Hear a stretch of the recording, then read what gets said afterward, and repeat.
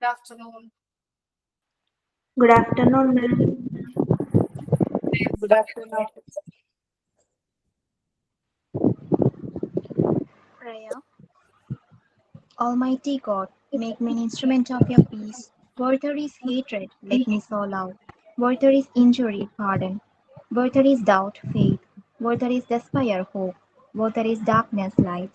And where there is sadness, joy. O Divine Master, grant that I may not so much seek to be consoled as to console, to be understood as to understand, to be loved as to love. For it is in giving that we receive, it is in pardoning that we are pardoned, and it is in dying that we are born to eternal life. Almighty God, bless our college, the management, teaching and non-teaching staff, students, parents, and all who enter this temple of wisdom. Shower your grace on us that we grow in knowledge and wisdom, societal responsibility, and concern for the poor and the marginalized. Sign in. Good afternoon, ma'am. It's a great pleasure to welcome you all to today's class. I hope this session will be interesting and helpful for everyone. Let us listen carefully, learn new ideas, and support one another. Thank you, and let us begin our class. Thank you, ma'am. Thoughts? Thought of the day. Where there is a will, there is a way. Okay. ഇനി start ചെയ്തോളൂ കേട്ടോ. Okay ma'am. കഴിഞ്ഞ ദിവസം നമുക്ക് എടുത്തുകൊണ്ടിരുന്ന topic seat arrangement എടുത്തത് seat അറേഞ്ച്മെന്റും Japanese type of special ക്ലാസ്സും ആണ് എടുത്തത്. ഇനി രണ്ട് ടോപ്പിക്കും കൂടെ ഉണ്ട്. യൂണിഫോംസും സിറ്റിംഗ് അറേഞ്ച്മെന്റും ഉണ്ട്.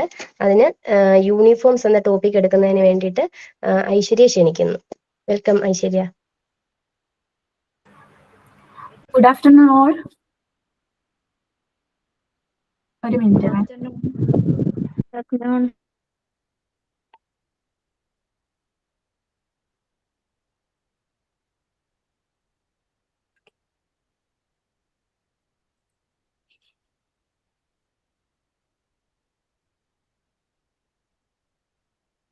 ഷെയർ ചെയ്ത് കാണുന്നുണ്ടോ? ഇല്ലല്ലോടാ. ഇല്ല. ഷെയർ ചെയ്യാൻ പറ്റുന്നില്ല. പേജ് നമ്പർ ഒന്ന് പറയോ?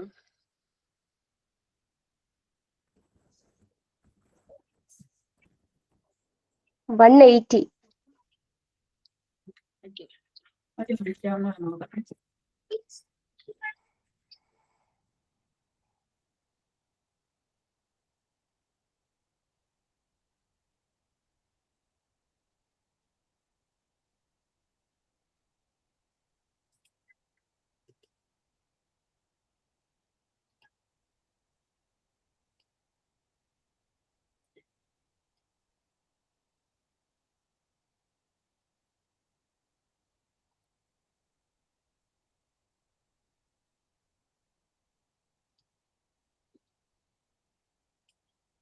ഇപ്പൊ കാണുന്നുണ്ടോ?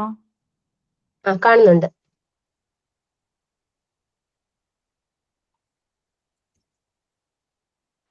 എടാ ഒന്ന് ഫുൾ സ്ക്രീൻ ആക്കാവോ? ഒരു മിനിറ്റ്. ഓക്കെ ആണോ?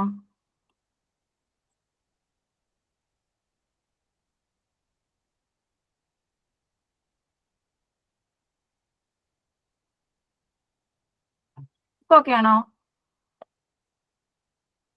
ഹലോ. ഓക്കെ. ഞാൻ ഇന്നിവിടെ എടുക്കാൻ പോകുന്ന ടോപ്പിക് യൂണിഫോം ആണ്. ഒരു മോണ്ടിസോറി ടീച്ചർ എന്ന നിലയിൽ കുട്ടികളുടെ ഡിസിപ്ലിനെ പറ്റിയും സ്കൂൾ ലൈഫിനെ പറ്റിയുമുള്ള കാര്യങ്ങൾ വളരെ സിമ്പിളായും എന്നാൽ നല്ല സീരിയസ്നെസ്സോടും കൂടി വേണം നമ്മൾ കാണാൻ വേണ്ടിയിട്ട്. മോണ്ടിസോറി രീതിയിൽ നമ്മൾ കുട്ടികളെ വളർത്തുന്ന സമയത്ത് റൂൾസ് ഒരിക്കലും അവരെ അടിച്ചേൽപ്പിക്കുന്നതിന് പകരം സ്വയം കാര്യങ്ങൾ ചെയ്യുന്നതിന് പരിശീലിപ്പിക്കുന്നതിലാണ് ഫോക്കസ് ചെയ്യേണ്ടത്. Rolls of the uniforms. Uniform എന്നത് വെറും ഒരു ഡ്രസ് അല്ല, അത് കുട്ടികൾക്കിടയിൽ ഇക്വാളിറ്റി ഉണ്ടാക്കുന്നതാണ്. യൂണിഫോം ധരിക്കുന്നത് വഴി കുട്ടികളിൽ നമ്മൾ എല്ലാവരും ഒന്നാണെന്നും സെൻസ് ഓഫ് കമ്മ്യൂണിറ്റി, അതായത് സെൻസ് ഓഫ് കമ്മ്യൂണിറ്റി ആണ്, താൻ ഒരു വലിയ സമൂഹത്തിന്റെ ഭാഗമാണെന്നുമുള്ള ഒരു ബോധം കുഞ്ഞുങ്ങളിൽ വളരുന്നു.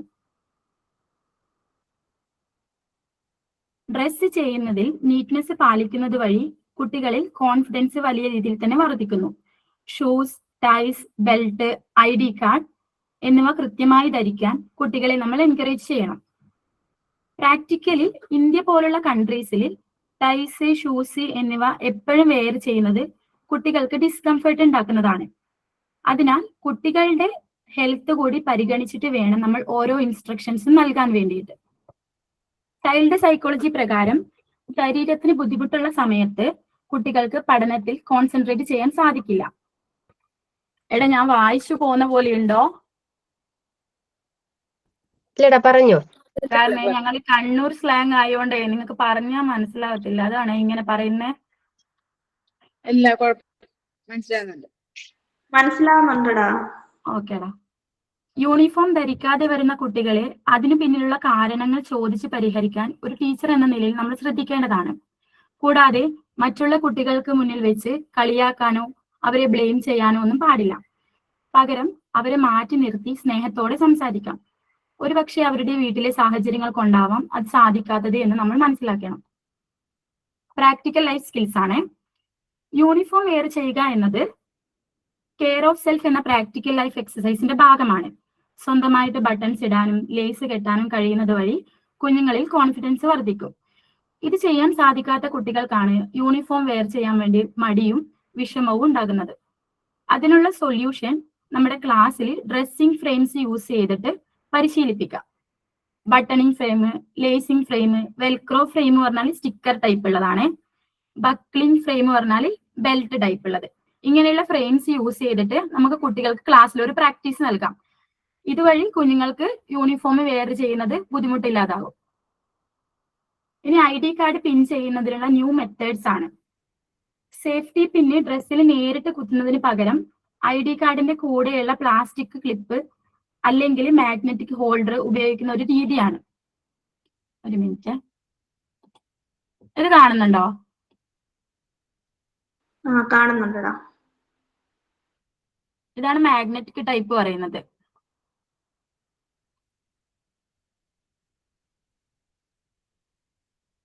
അതിൽ കുട്ടികൾക്കുള്ള സേഫ്റ്റി എന്ന് വെച്ചാൽ പിന്നുകൊണ്ടുള്ള മുറിവേൽക്കില്ല. അതുപോലെ കുട്ടികൾക്ക് സ്വന്തമായിട്ട് ഇടാനും അതുപോലെ അഴിച്ചു വെക്കാനും സാധിക്കും. അതുപോലെ യൂണിഫോം ഇടയ്ക്കിടയ്ക്ക് കീറിപ്പോകുന്നതിനുള്ള ബുദ്ധിമുട്ടും ഇല്ലാതാവും. Next one is handkerchief and ribbon ആണ്. ഹാൻഡ് കർച്ചീഫും റിബണും യൂണിഫോമിന്റെ ഭാഗമാണെന്നും ഇവ നിർബന്ധമാക്കുന്നത് വെറും ഒരു ഡെക്കറേഷന് വേണ്ടിയല്ല എന്നും it's about our personal hygiene, അതായത് നമ്മുടെ വ്യക്തി ശുചിത്വത്തിന്റെ ഭാഗമാണെന്നും കുട്ടികൾക്ക് പറഞ്ഞ് മനസ്സിലാക്കി കൊടുക്കുക. അതുപോലെ നമ്മൾ തുമ്മുമ്പോഴും ചുമയ്ക്കുമ്പോഴും വായും മൂക്കും കർച്ചീഫ് കൊണ്ട് മറക്കാനും പഠിപ്പിക്കുക. ഇത് ഡിസീസ് സ്പ്രെഡ് ചെയ്യുന്നത് തടയാൻ വേണ്ടി സാധിക്കുന്നതാണ്. അതിന്റെ ഒരു സൈക്കോളജിക്കൽ പോയിന്റ് എന്ന് വെച്ചാൽ നമ്മുടെ ശരീരം സ്വന്തം എങ്ങനെ വൃത്തിയായി സൂക്ഷിക്കണം എന്ന ബോധം, അതായത് കെയർ ഓഫ് പേഴ്സൺ കുട്ടിക്കാലത്തെ കുഞ്ഞുങ്ങളിൽ വളർത്തിയെടുക്കാൻ വേണ്ടി സാധിക്കും. ഇനി സെൽഫ് സഫിഷ്യൻസി ആണ്. ചെറിയ കുട്ടികൾക്ക് മുഖവും മൂക്കും തുടക്കാനും മറ്റുള്ളവരുടെ സഹായം പലപ്പോഴും ആവശ്യം വരാറുണ്ട്. കർച്ചീഫ് കയ്യിൽ കരുതുന്നതിലൂടെ തന്റെ കാര്യങ്ങൾ തനിക്ക് തന്നെ ചെയ്യാൻ കഴിയുമെന്ന ആത്മവിശ്വാസം കുഞ്ഞുങ്ങളിൽ വളരുന്നു. കർച്ചീഫ് പോക്കറ്റിൽ സൂക്ഷിക്കാനും യൂണിഫോമിൽ പിൻ ചെയ്യാനും പഠിക്കുന്നത് വഴി തന്റെ സാധനങ്ങൾ കളയാതെ സൂക്ഷിക്കാനുള്ള റെസ്പോൺസിബിലിറ്റി കൂടി കുഞ്ഞുങ്ങൾ പഠിക്കുന്നു.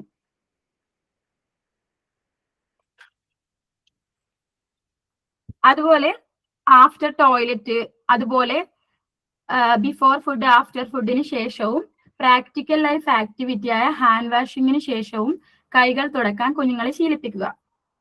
ഇനി ടീച്ചേഴ്സിനുള്ള ഒരു ടിപ്സ് ആണ്. കർച്ചീഫ് എങ്ങനെ കൃത്യമായി മടക്കി പോക്കറ്റിൽ വെക്കണമെന്ന് ഫോൾഡിംഗ് ആക്ടിവിറ്റിയിലൂടെ നമുക്ക് കാണിച്ചു കൊടുക്കാം. അത് അവരുടെ വിരലുകളുടെ ചലനശേഷി, അതായത് ഫൈൻ മോട്ടോർ സ്കിൽസ് വർദ്ധിപ്പിക്കുന്നതാണ്. കർച്ചീഫ് എന്നും വാഷ് ചെയ്ത് ക്ലീൻ ആയി കൊണ്ടുവരണമെന്ന് കുട്ടികളെയും മാതാപിതാക്കളെയും ഒരുപോലെ ബോധ്യപ്പെടുത്തണം. അതുപോലെ കുട്ടികളുടെ കയ്യിൽ കർച്ചീഫ് ഇല്ലെങ്കിൽ ടീച്ചർ അത് ശ്രദ്ധിക്കുകയും അതിന്റെ കാരണം തിരക്കുകയും വേണം.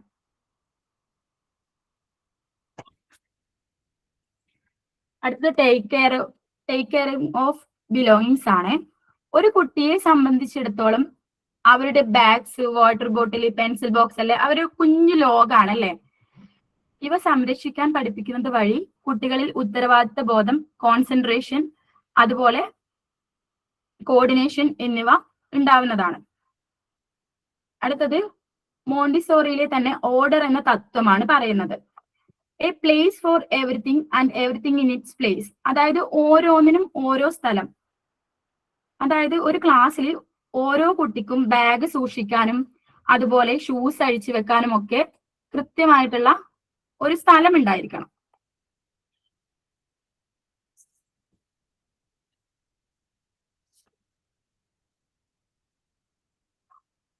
ഇതുപോലെ കുഞ്ഞുങ്ങൾക്ക് കൃത്യമായിട്ട് അഴിച്ചു വെക്കാൻ വേണ്ടിയിട്ട് ഒരു സ്റ്റോറേജ് ഉണ്ടാവണം. ഏത് സ്കൂളിലായാലും ഓരോ കുട്ടിക്കും അവരുടെ തിങ്സ് വെക്കാൻ വേണ്ടിയിട്ട്.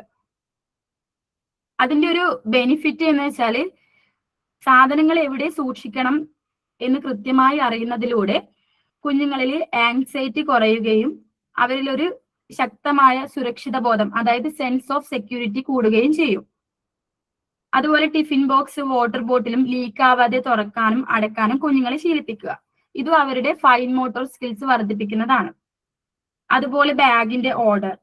ബാഗിന്റെ സൈഡ് പോക്കറ്റിൽ തന്നെ കുഞ്ഞുങ്ങളെ വാട്ടർ ബോട്ടിൽ വെക്കാൻ വേണ്ടി ശീലിപ്പിക്കുക. അതുപോലെ മറ്റുള്ള തിങ്സ്, അവരുടെ ബുക്സ്, പെൻസിൽസ്, അതുപോലെ ഒരു കൃത്യമായിട്ടുള്ള ഒരു രീതിയിൽ കുഞ്ഞുങ്ങളെ ബാഗിൽ സൂക്ഷിച്ചു വെക്കാൻ പഠിപ്പിക്കുക. അത് ഓർഗനൈസ് ചെയ്യുന്നതിലൂടെ കുഞ്ഞുങ്ങൾക്ക് ആവശ്യമുള്ളപ്പോൾ എളുപ്പത്തിൽ എടുക്കാനും വെക്കാനും സാധിക്കുന്നു. കെയർ ഓഫ് മെറ്റീരിയൽസ് ആണ്. പലപ്പോഴും കുഞ്ഞുങ്ങളുടെ പുസ്തകങ്ങൾ കീറിപ്പോകുന്നത് നമ്മൾ കാണാറുണ്ടല്ലേ. അത് നമ്മൾ പുസ്തകങ്ങൾ കീറിപ്പോകാതെ പതുക്കെ തുറക്കാനും അടക്കാനും കുഞ്ഞുങ്ങളെ ഒരു ഡെമോൺസ്ട്രേഷനിലൂടെ കാണിച്ചു കൊടുക്കാം. അതുപോലെ പുസ്തകങ്ങളെയും അവരുടെ തിങ്സിനെയും റെസ്പെക്ട് ചെയ്യാൻ വേണ്ടി പഠിപ്പിക്കുക. അതായത് പുസ്തകങ്ങൾ അറിവിന്റെ കൂട്ടുകാരാണെന്നും അത് കീറരുതെന്നും അതിനെ സ്നേഹത്തോടെ വേണം കൈകാര്യം ചെയ്യണമെന്നും കുഞ്ഞുങ്ങൾക്ക് പറഞ്ഞു കൊടുക്കാം. അതുപോലെ പെൻസിൽ നിന്റെ കൂട്ടുകാരിയാണെന്നും അവ നിനക്ക് എഴുതാൻ വേണ്ടി എഴുത്തിന് സഹായിക്കുന്ന ഒരു കൂട്ടുകാരിയാണെന്ന് പറഞ്ഞ് കുഞ്ഞുങ്ങൾക്ക് വളരെ ലളിതമായി പറഞ്ഞു കൊടുക്കാം. അപ്പൊ കുഞ്ഞുങ്ങൾക്ക് അതിനോടുള്ള ഒരു റെസ്പെക്ട് വരുന്നതാണ്. അതുപോലെ പെൻസില് അനാവശ്യമായിട്ട് ചെത്തിക്കളയുന്നതും അതുപോലെ ഈ പുസ്തകങ്ങൾ കീറുന്നതൊക്കെ കുഞ്ഞുങ്ങളുടെ ഒരു സെൻസറി നീഡാണ്. അതായത് ഒരു ക്യൂരിയോസിറ്റി, പെൻസിലിന്റെ ഉള്ളിൽ എന്താണെന്ന് അറിയാനും അങ്ങനെ അറിയാൻ വേണ്ടിയിട്ടുള്ള ഒരു ആകാംക്ഷയാണ്. അല്ലെങ്കിൽ കൈകൾ കൊണ്ട് എന്തെങ്കിലുമൊക്കെ ചെയ്തുകൊണ്ടിരിക്കാനുള്ള ഒരു ആഗ്രഹം. അതിനെ നമ്മൾ പോസിറ്റീവായിട്ട് റീഡയറക്റ്റ് ചെയ്യണം. പോസിറ്റീവ് വേയിലേക്ക് വഴിതിരിച്ച് വിടുകയാണ് വേണ്ടത്. അതായത് പുസ്തകം കീറുന്ന കുട്ടികൾക്ക് പേപ്പർ ടിയറിംഗ് ആക്ടിവിറ്റി, അതുപോലെ പെൻസിൽ ചെത്തിക്കളയുന്ന കുട്ടികൾക്ക് വെജിറ്റബിൾ പീലിംഗ് പോലുള്ള ആക്ടിവിറ്റീസ് നൽകാം. അതുപോലെ പെൻസിലുകൾ ആവശ്യത്തിന് മാത്രം ഷാർപ്പ് ചെയ്യാനും അതുപോലെ ഒടിഞ്ഞു കഴിഞ്ഞാൽ എങ്ങനെ ഷാർപ്പ് ചെയ്യണമെന്നും അതിന്റെ വേസ്റ്റ് എവിടെ കളയണമെന്നും പഠിക്കുന്നതിലൂടെ കുഞ്ഞുങ്ങൾ എൻവയൺമെന്റ് ഹൈജീൻ കൂടി പഠിക്കുന്നു. അതുപോലെ തന്നെ പുസ്തകങ്ങൾ കീറിക്കഴിഞ്ഞാൽ അവരെ കൊണ്ട് തന്നെ നമ്മൾ ഗമ്മ് ചെയ്യിക്കണം. അപ്പോൾ അതിനുള്ള ബുദ്ധിമുട്ടും അവർ മനസ്സിലാക്കുകയും അവർ ഉത്തരവാദിത്ത ബോധം വളരുകയും ചെയ്യും. നെക്സ്റ്റ് ടൈം അവര് പുസ്തകങ്ങൾ കീറാതെ സൂക്ഷിക്കുകയും ചെയ്യും. മനസ്സിലാവുന്നുണ്ടോടാ? ഉണ്ടടാ. ഇനി അടുത്തത് ട്രാൻസിഷനിങ് ടു ഇൻഡിപെൻഡൻസ്, സ്വതന്ത്രരാവാനുള്ള പരിശീലനം. ബാഗ് അടുക്കി വെക്കലും തുറക്കലും എന്നത് വെറുമൊരു ഡ്യൂട്ടി അല്ല, മറിച്ച് കുട്ടികളുടെ വിരലുകളുടെ ചലനശേഷി, അതായത് ഫൈൻ മോട്ടോർ സ്കിൽസും അതുപോലെ കണ്ണിന്റെയും കൈയുടെയൊക്കെ കോർഡിനേഷനും വളർത്തുന്ന ആക്ടിവിറ്റീസ് ആണ് ഇതൊക്കെ.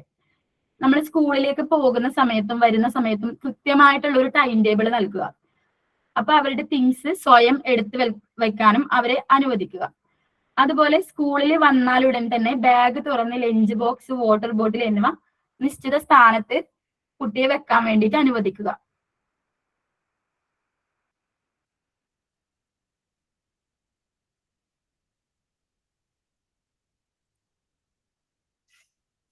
അതുപോലെ സ്കൂൾ വിടുന്നതിന് ഒരു 10 മിനിറ്റ് മുമ്പ് അവരുടെ സാധനങ്ങളെല്ലാം ഉണ്ടെന്ന് ഉറപ്പ് വരുത്തി ബാഗ് പാക്ക് ചെയ്യാൻ വേണ്ടിയിട്ട് കുട്ടികളെ ശീലിപ്പിക്കുക.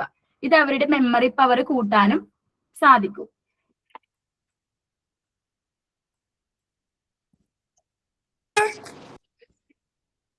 ഇനി വരുന്നത് കുട്ടികൾക്ക് 0 to 6 ഇയേഴ്സ് വരെയുള്ള കാലഘട്ടം എന്ന് പറയുന്നത് സെൻസിറ്റീവ് പീരീഡ് ഓഫ് ഓർഡർ ആണ്. അതായത് ക്രമീകരണത്തിനായിട്ടുള്ള കാലയളവ്. കുട്ടികൾ തന്റെ ചുറ്റുപാടുകളെയും വേൾഡിനെയൊക്കെ മനസ്സിലാക്കാൻ വേണ്ടി ശ്രമിക്കുന്ന ഒരു കാലഘട്ടമാണ്. അത് നമ്മുടെ മറിയ മോണ്ടിസോറി പറഞ്ഞിട്ടുണ്ട്. Help me to do it എന്നതാണ് മോണ്ടിസോറി കുട്ടികളുടെ മനോഭാവം. അതായത് അവർ എപ്പോഴും മറ്റുള്ളവരുടെ സഹായത്തിനായിട്ട് നോക്കി നിൽക്കുന്നവരാണ്. എന്നാൽ കുട്ടികളെ നമ്മൾ ആവശ്യത്തിന് മാത്രം സഹായിക്കുക. കുട്ടിക്ക് തനിയെ ചെയ്യാൻ കഴിയുന്ന ഒരു കാര്യത്തിലും അവരെ അനാവശ്യമായിട്ട് സഹായിക്കരുത്. എന്തിന് നമ്മൾ ടീച്ചറോ അതുപോലെ ആയോ കുഞ്ഞുങ്ങൾക്ക് എല്ലാ കാര്യങ്ങളിലും ഹെൽപ്പ് ചെയ്ത് കൊടുത്തു കഴിഞ്ഞാൽ, അതായത് എക്സാമ്പിൾ ആയിട്ട് ബാഗ് എടുത്തു കൊടുക്കുകയോ സിബ് ഇട്ട് കൊടുക്കുകയോ അങ്ങനെയുള്ള കാര്യങ്ങൾ കുഞ്ഞുങ്ങൾക്ക് ചെയ്തു കൊടുത്താൽ കുട്ടികൾക്ക് ഒരിക്കലും അവരുടെ കഴിവിൽ വിശ്വാസം വരില്ല. അവരെപ്പോഴും മറ്റുള്ളവരെ ആശ്രയിക്കുന്നവരായിട്ട് മാറാം. അത് നമുക്ക് എങ്ങനെ കുട്ടികളിലേക്ക് ഇംപ്ലിമെന്റ് ചെയ്യാമെന്ന് നോക്കാം. ഒരു കുട്ടി കുപ്പി തുറക്കാൻ വേണ്ടിയിട്ട് കഷ്ടപ്പെടുകയാണെങ്കിൽ നമ്മൾ ഉടനെ തന്നെ അത് വാങ്ങി തുറന്നു കൊടുക്കുന്നതിന് പകരം ആ കുപ്പി എങ്ങനെ പിടിക്കാമെന്നും അതേപോലെ എങ്ങനെ തുറക്കാമെന്നും കുട്ടിക്ക് കാണിച്ചു കൊടുക്കുക. ബാക്കി കുട്ടി തനിയെ ചെയ്യട്ടെ. അതുപോലെ തന്നെ കുഞ്ഞുങ്ങൾക്ക് അവരുടെ തിങ്സ്, അതായത് വാട്ടർ ബോട്ടിൽ, ബാഗ്സ് ഒക്കെ മനസ്സിലാക്കാൻ വേണ്ടിയിട്ട് പ്രയാസം ഉണ്ടാവും. കാരണം പലപ്പോഴും കുട്ടികൾക്ക് ഒരുപോലെയുള്ള ബാഗ്സ്, വാട്ടർ ബോട്ടിലൊക്കെ ക്ലാസ്സിൽ ഉണ്ടാവാറുണ്ട്.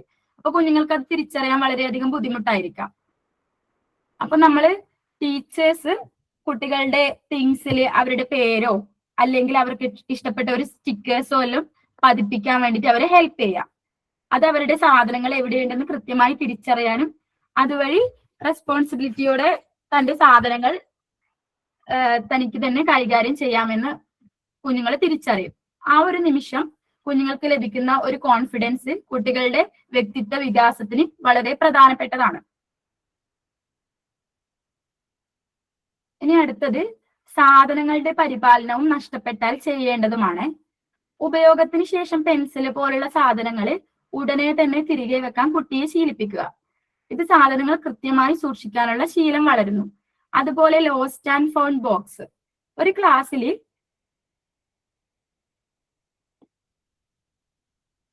ഒരു മിനിറ്റ്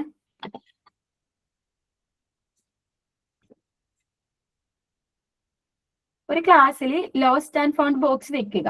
അതായത് ആരുടേതാണെന്ന് അറിയാത്ത സാധനങ്ങൾ അതിൽ സൂക്ഷിക്കാൻ കുട്ടികളെ പഠിപ്പിക്കുക.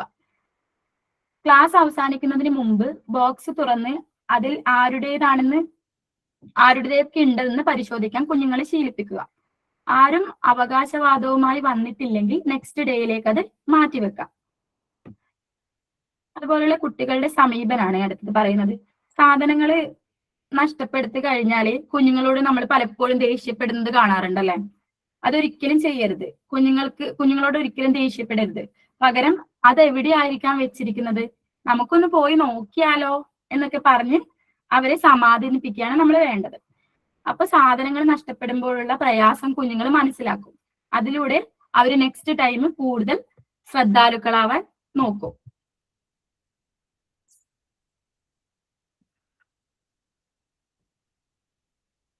പിന്നെ കളഞ്ഞു കിട്ടിയ സാധനങ്ങൾ തിരിച്ചേൽപ്പിക്കാൻ വേണ്ടി കുട്ടികളെ നമ്മൾ പഠിപ്പിക്കേണ്ടതാണ്. അതിലൂടെ ഹോണസ്റ്റി, സത്യസന്ധത കുഞ്ഞുങ്ങൾ പഠിക്കുന്നു. അതുപോലെ ഗ്രേസ് ആൻഡ് കോർട്ടസി എന്നൊരു ആക്ടിവിറ്റി ഉണ്ട്, കേട്ടിട്ടുണ്ടോ? ഹലോ,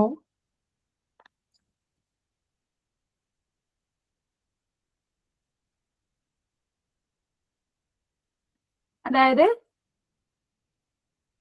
സാധനം കളഞ്ഞു കിട്ടിയാൽ ഒരു ചെറിയ ചടങ്ങ് പോലെ ഉടമസ്ഥനായ കുട്ടിക്ക് തിരികെ നൽകുന്ന ഒരു രീതിയാണത്. അപ്പൊ ആ കുഞ്ഞ് താങ്ക് യു പറയുകയും ആ കുഞ്ഞുങ്ങൾക്കിടയിൽ സൗഹൃദം വളരുകയും ചെയ്യും. അതാണ് ഗ്രേസ് ആൻഡ് കോർട്ടസി പറയുന്നത്. പിന്നെ മാതാപിതാക്കളുടെ സഹകരണമാണ് അടുത്തത്. നമ്മള് പലപ്പോഴും പാരന്റ്സിനോട് സംസാരിക്കുന്ന സമയത്ത് കൂടുതൽ ക്ഷമയോടുകൂടി ഇരിക്കുക. അതായത് കുട്ടികളുടെ സ്വഭാവ രൂപീകരണത്തിന് സ്കൂളിനെ പോലെ തന്നെ വീടിനും തുല്യ പങ്കുണ്ടെന്ന് അവരെ പറഞ്ഞ് ബോധ്യപ്പെടുത്തുക. അതുപോലെ കുട്ടികളെ ബ്ലെയിം ചെയ്യുന്നതിന് പകരം നമുക്ക് രണ്ടുപേർക്കും കൂടി അവനെ എങ്ങനെ ശരിയാക്കി എടുക്കാം എന്ന് നമുക്ക് അവരോട് ചോദിക്കാം.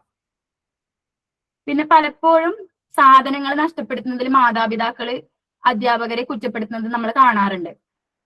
അപ്പൊ അതിനുള്ള കുറച്ച് ടിപ്സ് ആണ്.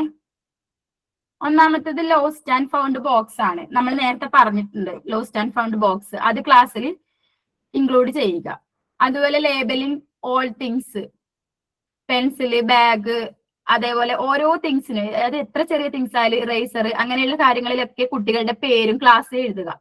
അതുപോലെ ലിമിറ്റ് സപ്ലൈസ്, കുഞ്ഞുങ്ങൾക്ക് ഒരു എക്സാമ്പിൾ പറയുകയാണെങ്കിൽ ഒരുപാട് പെൻസിലുകൾ ഒരുമിച്ച് കൊടുക്കുന്നതിന് പകരം ഒന്ന് വീതം കൊടുക്കുക. കുറച്ച് അതായത് ലിമിറ്റ് വെച്ചിട്ട് കൊടുക്കുക എപ്പോഴും, ഏത് സാധനം കൊടുക്കുമ്പോഴായാലും. അതുപോലെ ഇമ്മീഡിയറ്റ് കോണ്ടാക്ട്, ടീച്ചറെ എന്തെങ്കിലും നഷ്ടപ്പെട്ട് കഴിഞ്ഞാലും അതേപോലെ തിരിച്ചു കിട്ടിയാലും ടീച്ചറെ ഉടൻ തന്നെ കോണ്ടാക്ട് ചെയ്യാൻ വേണ്ടിയിട്ട് ശ്രമിക്കുക. അതുപോലെ don't replace it immediately lost, അതായത് നഷ്ടപ്പെട്ട് കഴിഞ്ഞാൽ ഉടനെ പുതിയത് വാങ്ങിക്കൊടുക്കുന്നതിന് പകരം കുഞ്ഞുങ്ങൾക്ക് വാങ്ങിക്കൊടുക്കാതിരിക്കുക. എന്നാലേ അവരുടെ റെസ്പോൺസിബിലിറ്റി എന്താണെന്നുള്ളത് പഠിക്കത്തുള്ളൂ. നമ്മൾ പുതിയത് ഉടനെ തന്നെ വാങ്ങിക്കൊടുക്കുന്ന സമയത്ത് അതിന്റെ മൂല്യം എന്താണെന്ന് കുട്ടികൾ പഠിക്കത്തില്ല. അതുപോലെ എന്തെങ്കിലും പ്രോബ്ലംസ് ഉണ്ടെങ്കിൽ ടീച്ചറെ കോണ്ടാക്ട് ചെയ്യാൻ വേണ്ടിയിട്ട് പറയുക. ഇത്രയാണ് ഇതിനകത്ത് നിന്ന് വരുന്നത്. ഇനി അടുത്തത് വരുന്നത് ഡ്രോബാക്സ് ഓഫ് ഷൂസ് ആണ്. ഹിൻഡേഴ്സ് നാച്ചുറൽ ഗ്രോത്ത്, അതായത് സ്വാഭാവികമായ വളർച്ചയെ തടസ്സപ്പെടുത്തുന്നു. കുട്ടികളുടെ പാദങ്ങളിലെ എല്ലുകൾ വളർച്ചയുടെ ഘട്ടത്തിലാണ്. അതായത് 0 to 6 years വരെയാണ് കുഞ്ഞുങ്ങളുടെ പാദങ്ങളിൽ ആർച്ചൊക്കെ രൂപപ്പെടുന്ന ഒരു സമയം എന്ന് പറയുന്നത്. അപ്പൊ വളരെ കടുപ്പമുള്ളത്, അതായത് ഹാർഡായിട്ടുള്ള ഷൂസോ ഇടുങ്ങിയതായിട്ടുള്ള ഷൂസോ ധരിക്കുന്നത് വഴി കുഞ്ഞുങ്ങളുടെ പാദത്തിന്റെ ആകൃതി മാറാനും വിരലുകൾ തിങ്ങിയിരിക്കാനും കാരണമാകുന്നു. അതുപോലെ മസിൽസിന്റെ വീക്ക്നെസ് ഉണ്ടാവും. കൂടുതൽ എക്സ്ട്രാ പാഡിങ് അല്ലെങ്കിൽ ആർച്ച് സപ്പോർട്ട് പോലെയുള്ള ഷൂസ് പാദത്തിന്റെ പേശികൾക്ക് വേണ്ടത്ര എക്സസൈസ് നൽകുന്നില്ല. ഇത് പേശികളെ ദുർബലമാക്കാനും കാലക്രമേണ ഫ്ലാറ്റ് ഫൂട്ട് കേട്ടിട്ടുണ്ടോ? കാലുകൾക്കടിയിൽ ആർച്ച് ഇല്ലാത്ത ഒരു ഇതാണ്. അത് 0 to 6 വരെയുള്ള കാലഘട്ടത്തിലാണ് കുഞ്ഞുങ്ങൾക്ക് ആർച്ച് രൂപപ്പെടുന്നത്. അപ്പോൾ നമ്മൾ ഈ ചെറുപ്പത്തിലെ കുഞ്ഞുങ്ങൾക്ക് ഷൂസ് കാര്യങ്ങളൊക്കെ ധരിച്ചു കൊടുക്കുന്ന സമയത്ത് ആ സ്വാഭാവികമായിട്ടുള്ള ആർച്ച് രൂപപ്പെടുന്നത് തടസ്സപ്പെടും. അങ്ങനെ ഉണ്ടാവുന്ന ഒരിതാണ് ഫ്ലാറ്റ് ഫൂട്ട് പറയുന്നത്. കാണിച്ചു തരാവേ.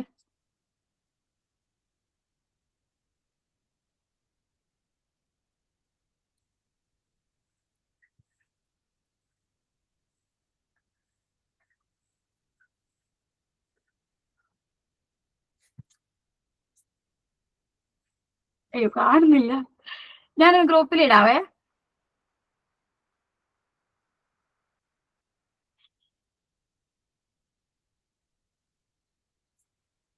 പിന്നെ അതുപോലെ ലോസ് ഓഫ് സെൻസറി ഫീഡ്ബാക്ക്, പാദത്തിനിടയിലെ നെർവ്സ് വഴിയാണ് നമ്മുടെ ബ്രെയിനിലേക്കുള്ള ഭൂമിയുടെ പ്രതലം മനസ്സിലാക്കുന്നത്, അതുപോലെ ബാലൻസ് നിലനിർത്തുന്നതും. ഇത് കുട്ടികൾക്ക് സോളുള്ള പോലുള്ള ഷൂസ് ധരിക്കുന്ന സമയത്ത് കുഞ്ഞുങ്ങളുടെ ടച്ച് സെൻസിറ്റിവിറ്റി, അതായത് സ്പർശന ശേഷി കുറയുകയും കുട്ടികൾക്ക് ബാലൻസ് കിട്ടാൻ ബുദ്ധിമുട്ടുണ്ടാക്കുകയും ചെയ്യുന്നു. പിന്നെ ഉള്ളത് ഹൈജീൻ ഇഷ്യൂസ് ആണ്. അതായത് നോൺ ബ്രീത്തബിൾ ആയിട്ടുള്ള സിന്തറ്റിക് ഷൂസ് ധരിക്കുന്നത് വഴി പാദങ്ങളിൽ വിയർപ്പടിഞ്ഞുകൂടാനും അതുപോലെ ഫംഗസ് ഇൻഫെക്ഷൻ, അതുപോലെ ബാഡ് സ്മെല്ലൊക്കെ ഉണ്ടാവാൻ കാരണമാകുന്നു. ഇതിന്റെയൊക്കെ ഒരു സൊല്യൂഷൻ എന്ന് പറയുന്നത് ഗോ ബെയർ ഫൂട്ട്, അതായത് കുഞ്ഞുങ്ങളെ വീടിനകത്തും സുരക്ഷിതമായ സ്ഥലങ്ങളിലൊക്കെ ചെരുപ്പിടാതെ നടക്കാൻ വേണ്ടിയിട്ട് അനുവദിക്കുക. ഇത് മസിൽസ് ബലപ്പെടുത്താൻ വേണ്ടിയിട്ട് സഹായിക്കും.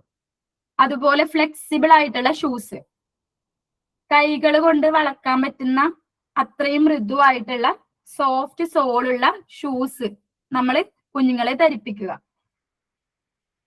അതുപോലെ വൈറ്റ് ടോപ്പ് ബോക്സ്, അതായത് വിസ്താരമുള്ള മുൻഭാഗം, വിരലുകൾക്ക് സ്വതന്ത്രമായിട്ട് അനങ്ങാൻ വേണ്ടിയിട്ട് കഴിയുന്ന അത്രയും വിധം മുൻഭാഗം വീതിയുള്ളത്, അങ്ങനെയുള്ള ഷൂസ് തിരഞ്ഞെടുക്കുക. പിന്നെ സൈസ് ചെക്ക് ചെയ്യുക ഷൂസിന്റെ, അതായത് കുട്ടികളുടെ പാദം വേഗത്തിൽ വളരും. അപ്പൊ ഒരു 3 months കൂടുമ്പോഴെങ്കിലും നമ്മൾ ഷൂസിന്റെ സൈസ് ചെക്ക് ചെയ്യേണ്ടതാണ്. ഇനി അടുത്തത് ലേറ്റ് കമേഴ്സിനെ കുറിച്ചിട്ടാണ്. ലേറ്റ് കമേഴ്സിന് 2 ആയിട്ട് തരംതിരിച്ചിട്ടുണ്ട്. ഒന്ന് റെഗുലർ ലേറ്റ് കമേഴ്സ്, രണ്ടാമത്തേത് irregular late comers. Regular late comers എന്ന് പറയുന്നത് ദിവസവും അല്ലെങ്കിൽ ആഴ്ചകളിൽ മിക്ക ദിവസങ്ങളിലും വൈകി വരുന്ന കുട്ടികളെയാണ് റെഗുലർ ലേറ്റ് കമേഴ്സ് എന്ന് പറയുന്നത്. അതിന്റെ റീസൺ പലപ്പോഴും കുഞ്ഞുങ്ങളുടെ വീട്ടിലെ ഒരു റുട്ടീൻ ഇല്ലാത്തത് കൊണ്ടായിരിക്കാം, അല്ലെങ്കിൽ പാരന്റ്സിന്റെ ജോലി തിരക്കോ മൂലം സംഭവിക്കുന്നതാണ്. അതുമല്ലെങ്കിൽ കുഞ്ഞുങ്ങൾ താമസിച്ചുറങ്ങുന്നതോ താമസിച്ചെഴുന്നേൽക്കുന്നതും ആവാം. അതിന്റെ ഒരു ഇമ്പാക്റ്റ് പറയുന്നത് കുഞ്ഞുങ്ങളിലെ സെൻസ് ഓഫ് ഓർഡർ, അതായത് ക്രമബോധം നഷ്ടപ്പെടുത്തുന്നു. അതുപോലെ ക്ലാസ് തുടങ്ങിയ ശേഷം കുഞ്ഞുങ്ങൾ വരുന്ന സമയത്ത് കുഞ്ഞുങ്ങളിൽ പരിഭ്രമം, ആൻസൈറ്റി ഉണ്ടാവാനുള്ള സാധ്യതയുണ്ട്. നെക്സ്റ്റ് വരുന്നത് ഇറഗുലർ ലേറ്റ് കമേഴ്സ് ആണ്. ഇവര് ഇടയ്ക്കിടെ മാത്രം വൈകി വരുന്നവരാണ്. അതായത് എപ്പോഴും വൈകി വരുന്നവരല്ല, വല്ലപ്പോഴും മാത്രം. അതിന്റെ റീസൺ എന്ന് പറയുന്നത് അപ്രതീക്ഷിതമായ കാരണം കൊണ്ടാവാം. അതായത് traffic blocks, rain, weather condition, അല്ലെങ്കിൽ വീട്ടിലുള്ളവർക്ക് ആർക്കെങ്കിലും പെട്ടെന്നുള്ള ദേഹാസ്വസ്ഥ്യം, അല്ലെങ്കിൽ കുഞ്ഞുങ്ങൾക്കുള്ള പെട്ടെന്നുള്ള അസുഖം, അങ്ങനെ കൊണ്ടാവാം ഇവർ ലേറ്റ് ആവുന്നത്. അതിന്റെ ഒരു ഇമ്പാക്ട് വെച്ചാൽ കുഞ്ഞുങ്ങളുടെ സ്വഭാവത്തെ ഇത് ബാധിക്കില്ലെങ്കിലും ആ ദിവസത്തെ ആക്ടിവിറ്റിയെ അത് കൃത്യമായി ചെയ്യാൻ സാധിക്കാതെ വരും. ഇത് നമുക്ക് എങ്ങനെ ഹാൻഡിൽ ചെയ്യാമെന്ന് നോക്കാം. Morning routine. തലേ ദിവസം തന്നെ ബാഗും യൂണിഫോമും ഒക്കെ റെഡിയാക്കി വെക്കാൻ, അതായത് അഡ്വാൻസ് പ്രിപ്പറേഷൻ നടത്താൻ വേണ്ടി കുഞ്ഞുങ്ങളെ എൻകറേജ് ചെയ്യാം. പിന്നെ കമ്മ്യൂണിക്കേറ്റ് വിത്ത് പാരന്റ്സ് കൗൺസിലിംഗ്. കൃത്യസമയത്ത് വരുന്നത് കുഞ്ഞുങ്ങൾക്ക് സെൻസ് ഓഫ് ഓർഡർ, അതായത് പഠനത്തെയും അവരുടെ ആത്മവിശ്വാസത്തെയും വർദ്ധിപ്പിക്കുമെന്ന് പാരന്റ്സിനെ ബോധ്യപ്പെടുത്തുക. പിന്നെ വരുന്നത് മോർണിംഗ് സർക്കിൾ വെക്കുക. അതായത് ക്ലാസ് തുടങ്ങിയ ഉടനെ തന്നെ എന്തെങ്കിലും അട്രാക്റ്റീവ് ആയിട്ടുള്ള ഗെയിംസോ അല്ലെങ്കിൽ സോങ്സോ അങ്ങനെ എന്തെങ്കിലും കുഞ്ഞുങ്ങൾക്ക് ക്രിയേറ്റീവ് ചെയ്ത് കൊടുക്കാം. അപ്പോ അത് കാണാൻ വേണ്ടിയിട്ടുള്ള ആഗ്രഹം കൊണ്ട് കുഞ്ഞുങ്ങൾ നേരത്തെ വരാൻ വേണ്ടി ഇടയാക്കും. അതുപോലെ പോസിറ്റീവ് വെൽക്കമിങ്. ജെന്റിലായിട്ട് കുഞ്ഞുങ്ങളോട് അപ്രോച്ച് ചെയ്യുക. കുട്ടികൾ വൈകി വന്നാൽ ദേഷ്യപ്പെടുന്നതിന് പകരം നീ ഇല്ലാത്തതുകൊണ്ട് നമുക്ക് ഇന്ന് ആ ഗെയിം കളിക്കാൻ പറ്റിയില്ലല്ലോ, നാളെ നമുക്ക് നേരത്തെ വന്നിട്ട് ആ ഗെയിം കളിക്കണം കേട്ടോ എന്നൊക്കെ പറഞ്ഞ് കുഞ്ഞുങ്ങളെ നമ്മൾ എൻകറേജ് ചെയ്യുക. അതുപോലെ നമ്മൾ ടീച്ചേഴ്സും ഒരു റോൾ മോഡൽ ആയിരിക്കണം കുഞ്ഞുങ്ങൾക്ക്. നമ്മൾ ടീച്ചേഴ്സ് വൈകി വന്നാൽ കുഞ്ഞുങ്ങൾ ചിന്തിക്കും, ടീച്ചറും വൈകിട്ടല്ലേ വരുന്നത്, അപ്പൊ നമുക്ക് എന്താ ലേറ്റ് ആയാലും എന്ന് കുഞ്ഞുങ്ങളും ചിന്തിക്കാൻ തുടങ്ങും. അപ്പൊ ഒരിക്കലും ടീച്ചേഴ്സ് വൈകി എത്താതിരിക്കുക. ടീച്ചേഴ്സ് എപ്പോഴും കുഞ്ഞുങ്ങൾക്ക് ഒരു മാതൃകയാവേണ്ടതാണ്. നെക്സ്റ്റ് പറഞ്ഞ ലീവ് ലെറ്റർ ആണ്. സ്കൂളിൽ വരാൻ കഴിയാത്ത സാഹചര്യങ്ങളിൽ ലെറ്റർ നൽകുന്നത് ഒരു ഫോർമാലിറ്റി മാത്രമല്ല, മറിച്ച് അത് കുട്ടികളുടെ സ്വഭാവ രൂപീകരണത്തിന് വലിയ പങ്ക് വഹിക്കുന്നുണ്ട്. കുട്ടികളിൽ ഉത്തരവാദിത്ത ബോധം വളരാൻ വേണ്ടിയിട്ട് ഇത് സഹായിക്കുന്നുണ്ട്. ഒരു കുട്ടി അവധി എടുക്കുന്ന സമയത്ത് അതിന് കൃത്യമായിട്ടുള്ള ഒരു കാരണം രേഖപ്പെടുത്തിയ ലെറ്റർ നൽകുന്നത് വഴി താൻ വലിയൊരു സ്കൂൾ കമ്മ്യൂണിറ്റിയുടെ ഭാഗമാണെന്ന് കുട്ടി തിരിച്ചറിയുന്നു. അതുപോലെ തന്റെ ആബ്സെൻസ് അവിടെ ശ്രദ്ധിക്കപ്പെടുന്നുണ്ടെന്നും ഉള്ള ഒരു ബോധം കുഞ്ഞുങ്ങളിൽ ഉണ്ടാകുന്നു. ഇതിലൂടെ കുഞ്ഞുങ്ങളെ അച്ചടക്കം കുട്ടിക്കാലത്തെ ശീലിക്കുന്നു. അതുവഴി അവർ ഭാവിയിൽ വലിയ ഉദ്യോഗസ്ഥരോ പൗരന്മാരോ ആയി വളരാൻ വേണ്ടി സാധിക്കുന്നു. അതുപോലെ സ്ട്രെങ്തനിങ് ബോണ്ടാണ്.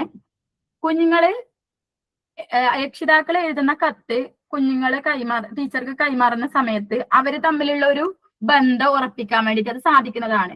പിന്നെ communication skill, language practice, confidence ഒക്കെ ഇതിലൂടെ ഉണ്ടാകുന്നു. അതായത് കുട്ടി നേരിട്ട് ടീച്ചർക്ക് കത്ത് ഏൽപ്പിക്കുന്ന സമയത്ത് ടീച്ചറെ എനിക്ക് ഇന്നലെ സുഖമില്ലായിരുന്നു, അതുകൊണ്ടായിരുന്നു ഞാൻ വരാത്തത് എന്ന് കുഞ്ഞ് പറയുന്ന സമയത്ത് അവരുടെ ആ ഒരു ആശയവിനിമയ ശേഷി, ലാംഗ്വേജ് ഒക്കെ വർദ്ധിക്കുന്നതാണ്. അതുപോലെ ടീച്ചറോട് സംസാരിക്കുന്നത് വഴി അവർക്ക് കോൺഫിഡൻസും കൂടും.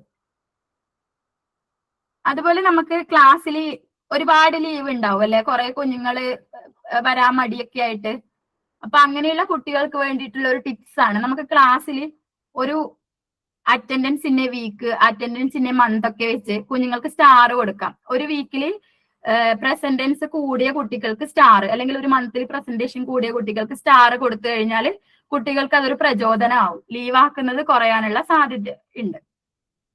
അതുപോലെ നമ്മുടെ ഈ ഒരു പാർട്ടിൽ വരുന്ന കീ ഫ്രേസ് എന്ന് പറയുന്നത് never help A Child with a task at which he feels he can succeed. അതായത് ഒരു കുട്ടിക്ക് തനിയെ ചെയ്യാൻ കഴിയുമെന്ന് തോന്നുന്ന കാര്യങ്ങളിൽ അവനെ സഹായിക്കാതിരിക്കുക. അതാണ് ഇതിന്റെ കീ ഫ്രേസ് എന്ന് പറയുന്നത്. ഇതിലൂടെ നമ്മൾ കുഞ്ഞുങ്ങളെ നിർബന്ധിച്ചിട്ട് ശരിയാക്കുകയല്ല, മറിച്ച് നമ്മൾ അവരെ വളരാനുള്ള ഒരു സാഹചര്യമാണ് നമ്മൾ ഈ ഒരു മോണ്ടിസോറി മെത്തേഡിലൂടെ നമ്മൾ ഒരുക്കി കൊടുക്കുന്നത്. ഇത്രയും ഒരു പാർട്ടിൽ നിന്ന് നമ്മൾ കുഞ്ഞുങ്ങൾ പഠിക്കുന്ന വാല്യൂസ് എന്തൊക്കെയാന്ന് വെച്ചാല് independence, responsibility, punctuality, sense of order, respect, honesty, cooperation, role model. ഇതാണ് നമ്മൾ ഈ പാർട്ടിലൂടെ പഠിക്കുന്നത്. ആർക്കെങ്കിലും എന്തെങ്കിലും സംശയം ഉണ്ടോ?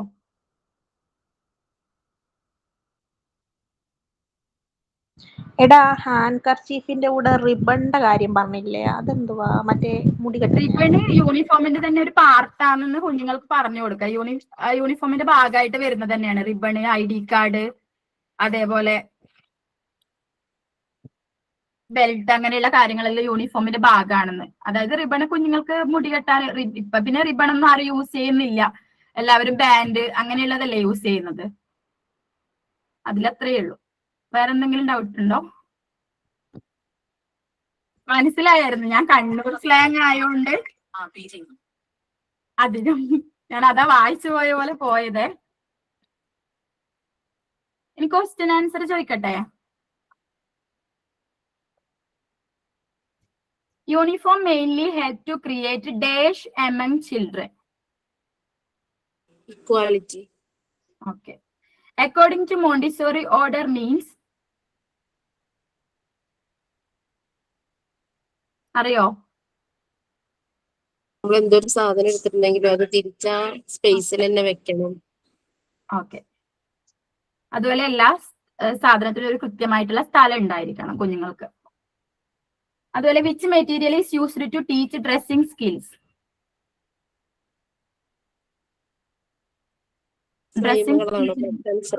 ഫ്രെയിംസ് ആണോ? അതെ, കറക്റ്റ് ആണ്. Care of self belongs to which activity? ഏത് ആക്ടിവിറ്റിയുടെ ഭാഗമാണ് കെയർ ഓഫ് സെൽഫ്? സാധനങ്ങളൊക്കെ എടുത്തോണ്ട് ഹാൻഡ് കർച്ചീഫും അങ്ങനെയുള്ള സാധനങ്ങളൊക്കെ പ്രാക്ടിക്കൽ ലൈഫ് ആക്ടിവിറ്റിയുടെ ഭാഗമാണ് കെയർ ഓഫ് സെൽഫ്. ഇത്രയേ ഉള്ളൂ കേട്ടോ. എല്ലാവർക്കും മനസ്സിലായി എന്ന് വിചാരിക്കുന്നു. Now I would like to welcome Jisha to present the next topic, sitting arrangement. Thank you all.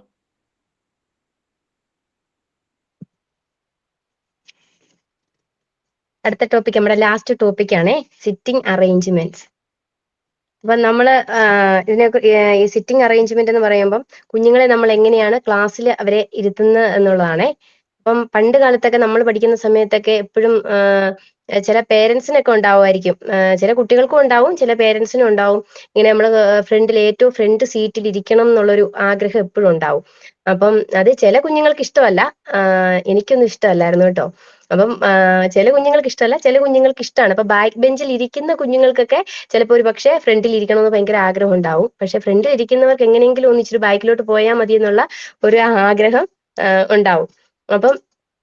അപ്പൊ ഇപ്പൊ അതൊക്കെ പറഞ്ഞിട്ടുണ്ട്, ബാക്ക് ബെഞ്ചേഴ്സ് വേണ്ടെന്നൊക്കെ നമ്മുടെ വിദ്യാഭ്യാസ മന്ത്രി പറഞ്ഞിട്ടുണ്ടല്ലോ. ബാക്ക് ബെഞ്ചേഴ്സ് വേണ്ട, നമുക്ക് അല്ലാതെ എല്ലാ കുഞ്ഞുങ്ങളെയും ടീച്ചേഴ്സിനെ കാണണം, അതുപോലെ കുഞ്ഞുങ്ങൾക്കും ടീച്ചേഴ്സിനെ കാണണം, എപ്പോഴും ശ്രദ്ധ ഉണ്ടാവണം. അതുമല്ല ബാക്ക് ബെഞ്ചേഴ്സ് എന്ന് പറയുന്ന ഒരു സീറ്റ് വേണ്ട എന്നുള്ളത് ഇപ്പം വന്നിട്ടുണ്ടല്ലോ. അപ്പം പക്ഷെ ചില കുഞ്ഞുങ്ങൾക്ക് നമ്മൾ എന്താ ഏറ്റവും ഫ്രണ്ട് സീറ്റ് തന്നെ നമ്മൾ കൊടുക്കണം. അതായത് ഹിയറിംഗ് ഡിഫക്റ്റ് ഒക്കെ ഉള്ള കുഞ്ഞുങ്ങൾ, അല്ലെങ്കിൽ നമുക്ക് കാഴ്ചശക്തി കുറവുള്ള കുഞ്ഞുങ്ങൾക്ക്, അവർക്ക് പെട്ടെന്ന് ചിലത് മനസ്സിലാക്കാനായിട്ട് പ്രയാസം ഉണ്ടാവും. അപ്പൊ അങ്ങനെയുള്ള കുഞ്ഞുങ്ങൾക്കൊക്കെ നമ്മൾ ഏറ്റവും ഫ്രണ്ട് സീറ്റ് അത് ടീച്ചേഴ്സിന് അടുത്ത് തന്നെ കൊടുക്കാം. അതിനൊരു പ്രത്യേക ഒരു സീറ്റ് എന്ന് പറഞ്ഞു കഴിഞ്ഞാൽ ടീച്ചേഴ്സിനെ ഏറ്റവും ശ്രദ്ധിക്കാവുന്ന രീതിയിലുള്ള ഒരു സീറ്റ് കുഞ്ഞുങ്ങൾക്ക് കൊടുക്കാം. അങ്ങനെയുള്ള കുഞ്ഞുങ്ങൾക്ക് നമുക്ക് കൊടുക്കാം. അതായത് എന്താ പറയാ, കാഴ്ചശക്തി കുറവോ അല്ലെങ്കിൽ കാഴ്ചശക്തി കുറവുള്ള കുഞ്ഞുങ്ങളോ അല്ലെങ്കിൽ കേൾവി ശക്തി കുറവുള്ള കുഞ്ഞുങ്ങളെയൊക്കെ നമുക്ക് അങ്ങനെയുള്ള കുഞ്ഞുങ്ങളെ ഏറ്റവും ടീച്ചേഴ്സിനോട് അടുത്ത് ഇരുത്താം. അതാണ് ഇനി പറയുന്നതെന്ന് പറഞ്ഞാൽ ഇനി പറയുന്ന രീതികളിലൂടെ നമുക്ക് കുഞ്ഞുങ്ങളുടെ ഇരിപ്പിടങ്ങൾ നമുക്ക് സജ്ജീകരിച്ചു കൊടുക്കാമെന്നാണ് പറയുന്നത്. ഒന്നാമത്തെ ഹൈറ്റ് ഓർഡർ. അപ്പൊ ഹൈറ്റ് ഓർഡർ എന്ന് പറഞ്ഞാൽ കുഞ്ഞുങ്ങളുടെ പൊക്കം അനുസരിച്ച്, അങ്ങനെയൊക്കെ നേരത്തെയൊക്കെ അങ്ങനെയാണല്ലോ, ഹൈറ്റ് അനുസരിച്ചാണ് കുഞ്ഞുങ്ങളെ നമ്മൾ ഇരുത്തുന്നത്. അതായത് ഏറ്റവും ഹൈറ്റ് കുറഞ്ഞുള്ള കുഞ്ഞുങ്ങളെ ഏറ്റവും ഫ്രണ്ടിൽ ഇരുത്തിയിട്ട് അങ്ങനെ പൊക്കത്തിനനുസരിച്ച് നമ്മളെ ഇരുത്തും. അപ്പം ഈ ഹൈറ്റ് ഓർഡർ എന്ന് പറഞ്ഞു കഴിഞ്ഞാൽ അത് നമുക്ക് ആഴ്ചയിൽ ഒരിക്കൽ നമുക്ക് കുഞ്ഞുങ്ങളെ റൊട്ടേറ്റ് ചെയ്ത് ചേഞ്ച് ചെയ്ത് കുഞ്ഞുങ്ങളെ എന്താ രണ്ടാമത്തെ റോയിൽ ഇരിക്കുന്ന കുഞ്ഞുങ്ങളെ ഫ്രണ്ടിലാക്കി അങ്ങനെ നമുക്ക് ബാക്ക് ഇപ്പൊ ഏറ്റവും ഫ്രണ്ടിൽ ഇരിക്കുന്ന കുഞ്ഞുങ്ങളെ ഏറ്റവും ബാക്കിൽ പോകും. അത് വല്ലാത്തൊരു ബുദ്ധിമുട്ടാണ്. കാരണം ഹൈറ്റ് ഓർഡർ എന്ന് പറയുമ്പോൾ ഏറ്റവും ഫ്രണ്ടിൽ ഇരിക്കുന്ന കുഞ്ഞുങ്ങൾക്ക് പൊക്കക്കുറവാണെങ്കിൽ അവർ ബാക്കിലോട്ട് പോകുമ്പോൾ അവർക്ക് ഭയങ്കര ബുദ്ധിമുട്ടായിരിക്കും. അപ്പം അതിനും ഒരു പോരായ്മയുണ്ട്. എങ്കിൽ പോലും അങ്ങനെ ഇരുത്തുമ്പം എല്ലാ കുഞ്ഞുങ്ങൾക്കും ഒരേപോലെ ഫ്രണ്ടിൽ ഇരിക്കാം എന്നുള്ളൊരു അവർക്ക് അവരുടെ ഒരു ആഗ്രഹം സാധീകരിക്കും. അല്ലെ, ടീച്ചേഴ്സിനെ കാണാനും അടുത്ത് കാണാനും അതുപോലെ ബോർഡൊക്കെ എഴുതിയേക്കുന്നതൊക്കെ കാണാനൊക്കെ പറ്റും. ബാക്കിലിരിക്കുന്ന കുഞ്ഞുങ്ങൾക്ക് ഫ്രണ്ടിൽ വരുമ്പോൾ അവർക്കും പറ്റും. തിരിച്ച് ഫ്രണ്ടിൽ ഇരിക്കുന്ന കുഞ്ഞുങ്ങൾ ബാക്കിൽ പോകുമ്പോഴാണ് ഒരു ചെറിയ ഒരു പ്രശ്നം വരുന്നത്. ഒരാഴ്ചയോളം അത് അങ്ങനെ തന്നെ റൊട്ടേറ്റ് ചെയ്ത് നമ്മൾ ഓരോ റോ ഇങ്ങനെ മാറിക്കൊണ്ടേ ഇരിക്കും. അതാണ് ഹൈറ്റ് ഓർഡർ എന്ന് പറയുന്നത്. ഹൈറ്റിനനുസരിച്ച് കുഞ്ഞുങ്ങളെ ഇങ്ങനെ റൊട്ടേറ്റ് ചെയ്ത് ഇങ്ങനെ ഇരുത്തും. പിന്നെ ആൽഫബറ്റിക്കൽ ഓർഡർ എന്ന് പറയുന്നത് കുഞ്ഞുങ്ങളെ നമ്മൾ ABCD എന്നുള്ള പേരുണ്ടല്ലോ, ആ പേരിനനുസരിച്ച്, അതായത് ആൽഫബറ്റിക്കൽ അനുസരിച്ച് നമുക്ക് കുഞ്ഞുങ്ങളെ ഇരുത്താം എന്ന് പറയുന്നുണ്ട്. അതും റോ അല്ലെങ്കിൽ കോളം അനുസരിച്ച്, റോ ആയിട്ട് അല്ലെങ്കിൽ കോളം അനുസരിച്ച് ബാക്കിലോട്ട് നമുക്ക് അങ്ങനെ റോ അനുസരിച്ച് വരിവരിയായിട്ടോ നിരനിരയായിട്ടോ ഇരുത്താമെന്ന് പറയുന്നത് ആൽഫബറ്റിക്കൽ ഓർഡർ. അടുത്ത മൂന്നാമത്തതാണ് അറ്റൻഡൻസ് ഓർഡർ. അറ്റൻഡൻസ് ഓർഡർ എന്ന് പറയുന്നത് നമുക്ക് ആ അറ്റൻഡൻസിനകത്ത് ഇപ്പം നമ്മുടെ ആ ഒരു അറ്റൻഡൻസ് ബുക്കിനകത്ത് കുഞ്ഞുങ്ങളുടെ ആൽഫബറ്റിക് ഓർഡറിലല്ല പേര് കൊടുത്തേക്കുന്നെങ്കിൽ മാത്രമേ ഇത് നമുക്ക് അങ്ങനെ ചെയ്യാൻ വേണ്ടി പറ്റുള്ളൂ. അതായത് അറ്റൻഡൻസ് നമ്മുടെ ആ ബുക്കിനകത്ത് രജിസ്റ്ററിനകത്ത് കുഞ്ഞുങ്ങളുടെ പേര് ആൽഫബറ്റിക് ആണെങ്കിൽ നമുക്ക് ചെയ്യാൻ പറ്റില്ല. അത് ആൽഫബറ്റിക് ഓർഡറിലേ പറ്റുള്ളൂ. ആൽഫബറ്റിക് ഓർഡറിലല്ല ആ പേര് എഴുതിയിട്ടുണ്ടെങ്കിൽ മാത്രം നമുക്ക് ആ രീതിയിലും കുഞ്ഞുങ്ങളെ നമുക്ക് ആഴ്ചയിൽ ഇങ്ങനെ മാറ്റിക്കൊണ്ടേ ഇരിക്കാം, ചേഞ്ച് ചെയ്യാം. അതാണ് അറ്റൻഡൻസ് ഓർഡർ എന്ന് പറയുന്നത്. അടുത്തത് നാലാമത്താണ് റാങ്കിങ് മെത്തേഡ്. അതെന്ന് പറയുന്നത് സക്സസ് ആയിട്ടുള്ള ഒന്നല്ല റാങ്കിങ് മെത്തേഡ് എന്ന് പറയുന്നത്. റാങ്കിങ് മെത്തേഡ് എന്ന് പറയുമ്പോൾ കുഞ്ഞുങ്ങൾ ഓരോ കഴിവ് അനുസരിച്ചുള്ള കുഞ്ഞുങ്ങൾ, ചില കുഞ്ഞുങ്ങൾക്ക് പെട്ടെന്ന് അവർക്ക് മനസ്സിലാവും, ചില കുഞ്ഞുങ്ങൾക്ക് അവർക്ക് സാവധാനം മനസ്സിലാവുള്ളൂ ചില കുഞ്ഞുങ്ങളപ്പം. അതുകൊണ്ട് തന്നെ കുഞ്ഞുങ്ങൾക്ക് ഇപ്പം എന്നും ഒന്നാമത് എത്തണമെന്നൊന്നുമില്ല. അല്ലെങ്കിൽ ചിലപ്പോൾ 10 റാങ്കിനുള്ളിൽ എല്ലാ കുഞ്ഞുങ്ങളും വരണമെന്നൊന്നുമില്ല. 40 കുഞ്ഞുങ്ങൾ ക്ലാസ്സിലുണ്ടെങ്കിൽ 40 പേര് ഇപ്പൊ ഒന്നാമത് എത്തണമെന്നോ രണ്ടാമത് എത്തണമെന്നോ പറഞ്ഞാൽ നടക്കുന്ന കാര്യമില്ല. ഓരോ കുഞ്ഞുങ്ങൾക്കും ഓരോ കഴിവാണ്. അപ്പൊ അതുകൊണ്ട് തന്നെ ആ ഒരു റാങ്കിങ് മെത്തേഡ് അനുസരിച്ച് നമുക്ക് കുഞ്ഞുങ്ങളെ ഇരുത്തുക എന്ന് പറയുന്നത് സക്സസ് ആയിട്ടുള്ള ഒരു കാര്യമല്ല എന്ന് പറയുന്നു. അങ്ങനെ ഈ 4 രീതിയിലാണ് കുഞ്ഞുങ്ങളെ നമുക്ക് ക്ലാസ്സിൽ ഇരുത്താമെന്ന് പറയുന്നത് ഈ മോണ്ടിസോറി മെത്തേഡ് അനുസരിച്ച് പറയുന്നത്. അതായത് ഒന്നാമത് ഹൈറ്റ് ഓർഡർ, രണ്ടാമത് ആൽഫബറ്റിക് ഓർഡർ, മൂന്നാമത്തെ അറ്റൻഡൻസ് ഓർഡർ, പിന്നെ റാങ്കിങ് മെത്തേഡ് പറയുന്നു. ഇതിനകത്ത് സക്സസ് അല്ലാത്തത് റാങ്കിങ് മെത്തേഡ് ആണ്. ബാക്കി നമുക്ക് അത്യാവശ്യം നമുക്ക് ഉപയോഗിക്കാവുന്നതാണ് ഈ ഓർഡറുകളെല്ലാം. പിന്നെ ഏറ്റവും മുൻ സീറ്റിൽ ഇരുത്തേണ്ടെന്ന് പറയുന്ന, അതായത് സ്ഥിരമായിട്ട് നമുക്ക് അവിടുന്ന് മാറ്റണ്ട കുഞ്ഞുങ്ങളെ, അതെന്ന് പറയുന്നത് ഈ കാഴ്ചശക്തി കുറവുള്ള കുഞ്ഞുങ്ങളെ, കേൾവി ശക്തി കുറവുള്ള കുഞ്ഞുങ്ങളെ, അങ്ങനെ എന്തെങ്കിലും വൈകല്യങ്ങളോ ബുദ്ധിമുട്ടുകളോ ഉള്ള കുഞ്ഞുങ്ങളെയൊക്കെ നമുക്ക് ഏറ്റവും ഫ്രണ്ട് സീറ്റിൽ, അല്ലെ ഫ്രണ്ട് സീറ്റിൽ എന്ന് പറഞ്ഞാൽ നമ്മുടെ ടീച്ചേഴ്സിനോട് അടുത്ത് തന്നെ വളരെ ശ്രദ്ധ കിട്ടുന്ന രീതിയിൽ തന്നെ ഇരുത്താമെന്ന് പറയുന്നു. ഇതാണ് sitting arrangement in Montessori method. ഇതോടെ നമ്മുടെ ടോപ്പിക് എല്ലാം തീർന്നിട്ടുണ്ട്. മനസ്സിലായോ? എന്തെങ്കിലും സംശയമുണ്ടോ? ഓക്കേടാ. പിന്നെ ഒന്ന് ജസ്റ്റ് ഒന്ന് ഒരു ക്വസ്റ്റ്യൻ ചോദിക്കട്ടെ. ഏതെല്ലാം രീതികളിലൂടെ നമുക്ക് കുഞ്ഞുങ്ങളുടെ ഇരിപ്പിടം സജ്ജീകരിക്കാം? ഹൈറ്റ്, ഓർഡർ,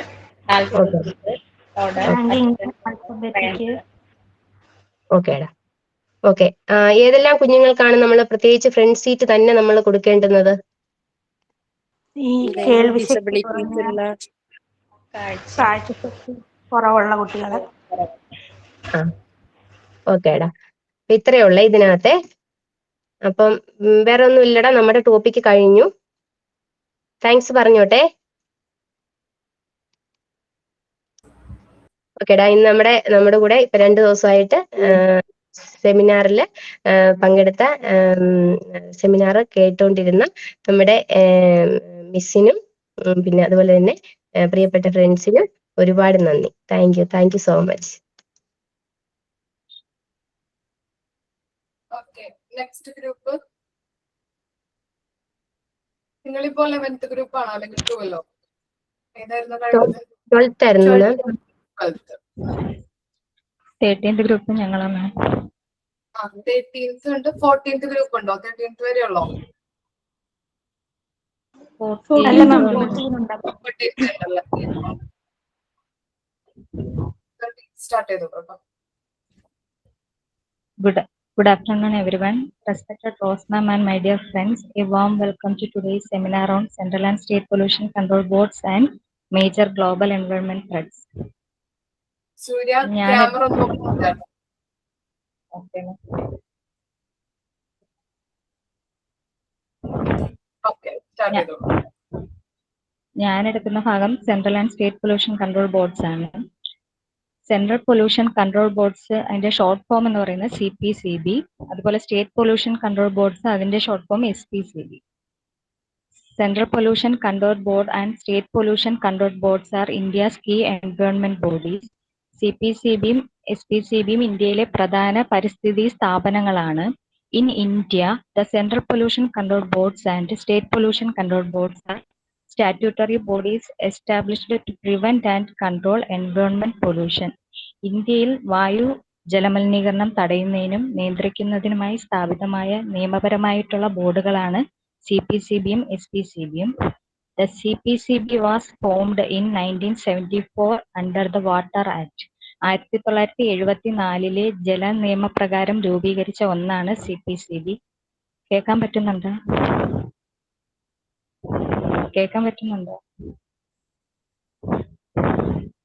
CPCB കേൾക്കുന്നുണ്ട്, പക്ഷെ setting ചെറിയൊരു national പകർച്ചയുണ്ട് കേട്ടോ. മൈക്ക് ഇച്ചിരി അകത്തിട്ട്. CPCB setting national standards and guiding SPCB. CPCB ദേശീയ മാനദണ്ഡങ്ങൾ നിശ്ചയിക്കുകയും, ദേശീയ മാനദണ്ഡം എന്ന് വെച്ചാൽ ഇന്ത്യ മുഴുവൻ പാലിക്കേണ്ട നിയമങ്ങൾ, വായുവിന്റെയും ജലത്തിന്റെയും ഗുണനിലവാര മാനദണ്ഡങ്ങൾ, വ്യവസായങ്ങൾക്കുള്ള മലിനീകരണ പരിധികൾ, മലിനീകരണ സംസ്കരണ നിയമങ്ങൾ എന്നിവ പോലുള്ള മാനദണ്ഡങ്ങൾ നിശ്ചയിക്കുകയും അത് SPCBയെ മാർഗനിർദ്ദേശം നൽകുകയും ചെയ്യും. Which implement pollution control at the state level. ഇവ സംസ്ഥാന തലത്തിൽ മലിനീകരണം നിയന്ത്രിക്കാൻ നടപ്പിലാക്കുന്നു. It focusing on water, air quality and industrial complaints under acts like Water Act 1974 and Air Act 1981. ജലനിയമം, വായു നിയമം എന്നിവ പോലുള്ള നിയമങ്ങളുടെ കീഴിൽ വെള്ളം, വായുവിന്റെ ഗുണനിലവാരം, വ്യവസായ അനുസരണം എന്നിവ ശ്രദ്ധ കേന്ദ്രീകരിക്കുന്നു. SPCB acts as the central technical authority for the Ministry of Environment, Forest, Climate Change. പരിസ്ഥിതി, വനം, കാലാവസ്ഥാ വ്യതിയാന മന്ത്രാലയത്തിൽ കേന്ദ്ര സാങ്കേതിക അതോറിറ്റിയായി CPCB പ്രവർത്തിക്കുന്നു. Coordinating with SPCB for nationwide pollution monitoring and enforcement. രാജ്യവ്യാപകമായ മലിനീകരണ നിരീക്ഷണത്തിനും നിർവഹണത്തിനുമായി SPCBയുമായി ഏകോപിപ്പിക്കുന്നുണ്ട്. While SPCB handle local enforcement and issue necessary consent. അതേസമയം SPCB പ്രാദേശിക നിർവഹണം കൈകാര്യം ചെയ്യുകയും ആവശ്യമായിട്ടുള്ള സമ്മതങ്ങൾ നൽകുകയും ചെയ്യുന്നു. ഇനി അടുത്ത കുറച്ച് ആക്ടുകളുണ്ട് ഇവിടെ. വാട്ടർ ആക്ട് 1974 ജലമലിനീകരണം തടയുന്നതിനും നിയന്ത്രിക്കുന്നതിനും ജലത്തിന്റെ ഗുണനിലവാരം നിലനിർത്തുന്നതിനും കേന്ദ്ര മലിനീകരണ നിയന്ത്രണ ബോർഡ് പോലുള്ള നിയന്ത്രണ സ്ഥാപനങ്ങൾ സൃഷ്ടിക്കുന്നതിനും മലിനജലത്തിന്റെ വ്യാവസായിക മലിനജലത്തിന്റെയും നിലവാരം നടപ്പിലാക്കുന്നതിനുമായി സ്ഥാപിതമായ ഒരു ആക്ടാണ് വാട്ടർ ആക്ട്. രണ്ടാമത്തെ എയർ ആക്ട് 1981 വായു മലിനീകരണം തടയുന്നതിനും നിയന്ത്രിക്കുന്നതിനും കുറയ്ക്കുന്നതിനുള്ള ഇന്ത്യയുടെ അടിസ്ഥാന നിയമമാണ് വായു നിയമം. CPCB, SPCB ബോർഡുകൾ സ്ഥാപിക്കുകയും വായു ഗുണനിലവാര മാനദണ്ഡങ്ങൾ നിശ്ചയിക്കുകയും ചെയ്യുന്നു. അടുത്തത് എൻവയോൺമെന്റ് ആക്ട് 1986 പരിസ്ഥിതി സംരക്ഷിക്കുന്നതിനും മെച്ചപ്പെടുത്തുന്നതിനുമായി നടപ്പിലാക്കിയ ഇന്ത്യയിലെ ഒരു നിയമനിർമ്മാണ പരിസ്ഥിതി നിയമമാണ് എൻവയോൺമെന്റ് ആക്ട്. മലിനീകരണ മാനദണ്ഡങ്ങൾ നിശ്ചയിക്കാനും വ്യാവസായിക സ്ഥലങ്ങൾ നിയന്ത്രിക്കാനും പരിസ്ഥിതി നാശം തടയുന്നതിനുമായി വന്ന ഒരു ആക്ടാണ് എൻവയോൺമെന്റ് ആക്ട്.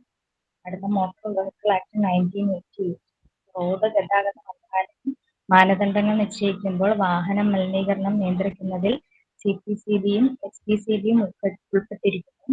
നിർമ്മാതാക്കൾ ഓപ്പറേറ്ററുകൾ പാലിക്കേണ്ട വാഹനങ്ങളിൽ നിന്ന് പുറത്തുവിടുന്ന പുകയും അതുപോലെ ശബ്ദ മാനദണ്ഡങ്ങൾ നിശ്ചയിക്കും. അതാണ് ഞാൻ എടുക്കുന്ന പോർഷൻ. ഇന്ന് 2-3 ക്വസ്റ്റ്യൻസ് ചോദിക്കട്ടെ. ചോദിക്കട്ടെ.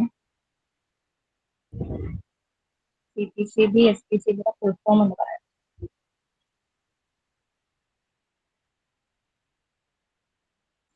Central Board of Pollution Control Board, State Board of Pollution Control.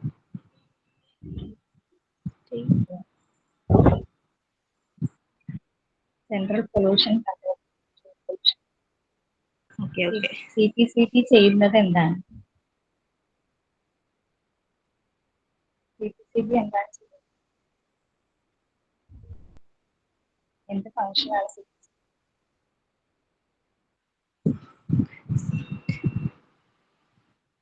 Water പൊല്യൂഷന്റെ അതല്ലേ, വാട്ടറും എയറിന്റെയും പൊല്യൂഷനെ കൺട്രോൾ ചെയ്യുന്നത്.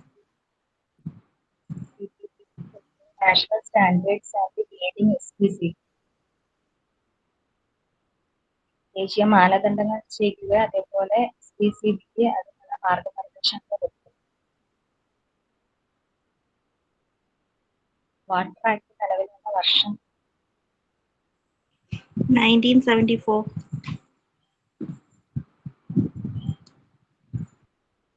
അടുത്ത മേജർ ഗ്ലോബൽ എൻവയോൺമെന്റ് എടുക്കാൻ നിത്യ സുബി ക്ഷണിക്കും. നിത്യ.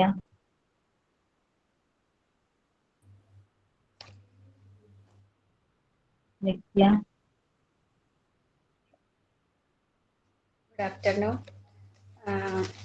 സൂര്യ central and state pollution control ബോർഡിനെ കുറിച്ചിട്ട് ക്ലാസ് എടുത്തു. ഇനി എനിക്ക് എടുക്കാനുള്ളത് മേജർ ഗ്ലോബൽ എൻവയോൺമെന്റൽ ത്രെഡ്സിനെ കുറിച്ചിട്ടാണ്. കേൾക്കല്ലേ?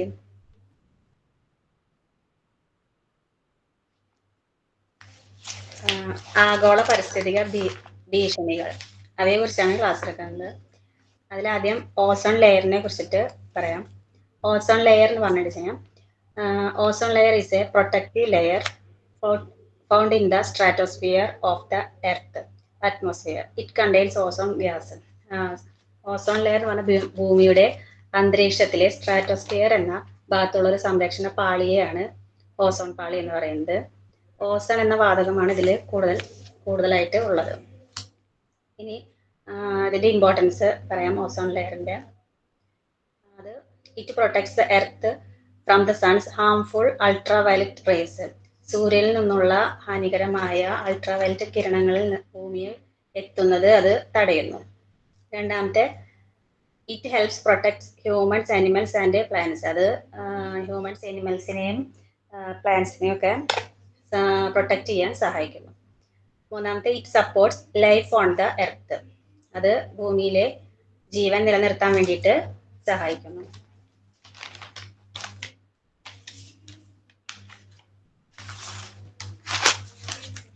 ഇനി മേജർ ഗ്ലോബൽ എൻവയോൺമെന്റൽ ത്രെഡ്സ് ഏതൊക്കെ? അതിൽ ഒന്നാമത്തെയാണ് ഡിപ്ലഷൻ ഓഫ് ഓസോൺ ലെയർ എന്ന് പറയുന്നത്.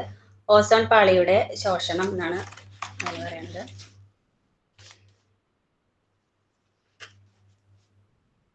Ozone layer depletion.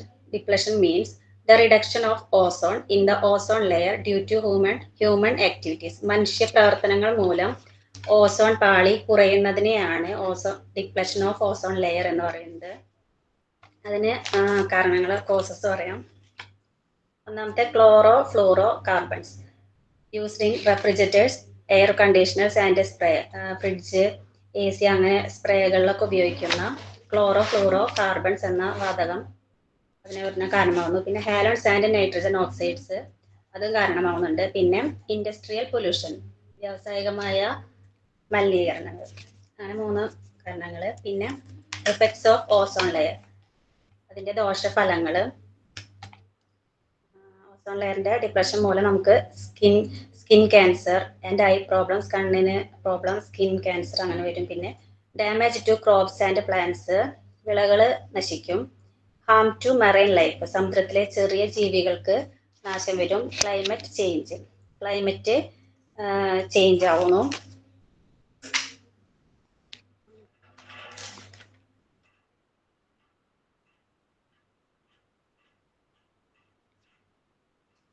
പിന്നെ ways to protect the ozone layer. Ozone ലെയറിനെ പ്രൊട്ടക്ട് ചെയ്യാൻ വേണ്ടിയിട്ടുള്ള വഴികളാണ്. അതിലൊന്നാമത്തെ അവോയ്ഡ് പ്രൊഡക്ട്സ് കണ്ടെയ്നിങ് CFCs. നമ്മൾ CFCs അടങ്ങിയതാണ് അതിന് നശിക്കാൻ കാരണം എന്ന് പറഞ്ഞു. Fluoro carbons. അങ്ങനെയുള്ള പ്രൊഡക്റ്റ് ഒഴിവാക്കുക. പിന്നെ യൂസ് എക്കോ ഫ്രണ്ട്ലി പ്രൊഡക്ട്സ്. നമ്മൾ എക്കോ ഫ്രണ്ട്ലി പ്രൊഡക്ട്സ് യൂസ് ചെയ്യുക. എക്കോ ഫ്രണ്ട്ലി പ്രൊഡക്ട്സ് എന്ന് പറഞ്ഞിട്ടുണ്ടെങ്കിൽ എക്സാമ്പിള് ക്ലോത്തിൻ്റെ ബാഗ്, പിന്നെ ജൂട്ടിൻ്റെ ബാഗുകൾ ഉണ്ടാക്കുന്നത്, അങ്ങനത്തെ സംഭവങ്ങൾ. പിന്നെ പ്ലാസ്റ്റിക് ബോട്ടിലിനൊക്കെ പകരം പേപ്പറിൻ്റെ, സ്റ്റീലിൻ്റെ ഗ്ലാസ്, വാട്ടർ ബോട്ടിലൊക്കെ. പിന്നെ ക്ലേ പോട്ട്സ്, LED ബൾബ്, അത് എനർജി സേവ് ചെയ്യാൻ വേണ്ടിയിട്ടാണ്. അതൊക്കെ ഉപയോഗിക്കുക. അതിന് എനർജി സേവ് ചെയ്യാൻ വേണ്ടി solar lamp, solar panel, rechargeable batteries അങ്ങനെയൊക്കെ ഉപയോഗിക്കുക. അതാണ് എക്കോ ഫ്രണ്ട്ലി പ്രൊഡക്ട്സ്. പിന്നെ പ്ലാന്റ് മോർ ട്രീസ്. കൂടുതൽ ട്രീകൾ നമ്മൾ വെച്ച് പിടിപ്പിക്കുക. അടുത്ത save energy and reduce pollution. ഊർജ്ജ സംരക്ഷണം പാലിക്കുക. ഇതൊക്കെയാണ് ഓസോൺ ലെയറിൻ്റെ അത് പ്രൊട്ടക്ട് ചെയ്യാനുള്ള മാർഗങ്ങൾ. രണ്ടാമത്തെ ത്രെഡ്സ് ആണ് green house effect and global warming എന്ന് പറയുന്നത്. ഹരിതഗ്രഹ പ്രഭാവവും ആഗോള താപനവും.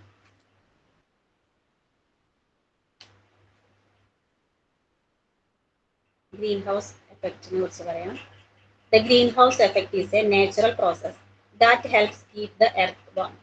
Gases like carbon dioxide, methane, and water vapor trap heat from the sun in the earth atmosphere. This trapped heat keeps the earth warm enough for living organisms to survive. Without the greenhouse effect, the earth would be too cold to support life. Green house പ്രഭാവം ഭൂമിയെ ചൂടോടെ നിലനിർത്തുന്ന ഒരു സ്വാഭാവിക പ്രക്രിയയാണ് green house എന്ന് പറയുന്നത്. ഭൂമിയുടെ ചൂട് സ്വാഭാവികമായിട്ട് നിലനിർത്തുന്നത്. അതിലെ carbon dioxide, methane, water vapour പോലുള്ള വാതകങ്ങൾ സൂര്യനിൽ നിന്ന് ചൂട് അന്തരീക്ഷത്തിൽ കുടുക്കി വയ്ക്കുന്നു. ഇത് ജീവജാലങ്ങൾക്ക് നിലനിൽക്കാൻ അനുയോജ്യമായ ചൂട് ഭൂമിക്ക് നൽകുന്നു.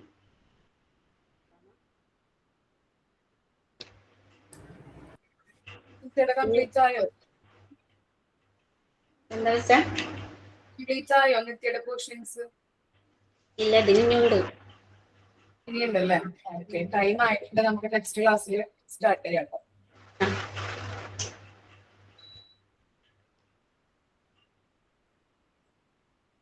ചിലപ്പോ അടുത്ത വ്യാഴാഴ്ച ഞാനായിരിക്കാം, അല്ലെങ്കിൽ അശ്വതി മിസ് ആയിരിക്കാം കേട്ടോ. അശ്വതി മിസ്സിന്റെ അവരാണല്ലോ മിസ് നിർത്തുന്നത്. ചിലപ്പോ മിസ് വന്നു കഴിഞ്ഞാലും മിസ് കയറും. അറിയില്ല എങ്ങനെയാണുള്ളത്. മിസ്സിന് വൈകിയ ചുമയും പനിയൊക്കെയാണ്. അപ്പൊ അറിയില്ല വരുമെന്നുള്ളത്. ചിലപ്പോ അടുത്ത ആഴ്ച എന്താ പറയുക മിസ് ആയിരിക്കാം ചിലപ്പോ കേട്ടോ. ഓക്കെ, അല്ലെങ്കിൽ പ്രോഗ്രാംസ് ഒക്കെ എങ്ങനെയായി? മാം തേഴ്സ്ഡേ അല്ലേ പ്രോഗ്രാം പറഞ്ഞിരിക്കുന്നത്? Okay ma'am. ഓക്കെ, റെഡിയാണ് എല്ലാവരും? എല്ലായിടത്തും മെസ്സേജ് കൊടുത്തിട്ടുണ്ട്. കുറച്ച് പേര് പാർട്ടിസിപ്പേറ്റ് ചെയ്യാൻ പറഞ്ഞ നെയിം തന്നിട്ടുണ്ട്. കുറച്ച് പേര് ഒരു റിപ്ലൈ പോലും തരുന്നില്ല മാം. 26-നല്ലേ മാം? എന്താണ്? 26-നല്ലേ ക്ലിയർ ആവുള്ള മിസ്സിന്റെ? അതെ അതെ. ഓക്കെ, അപ്പോ സൈൻ ഔട്ട് പറഞ്ഞോളൂ കേട്ടോ.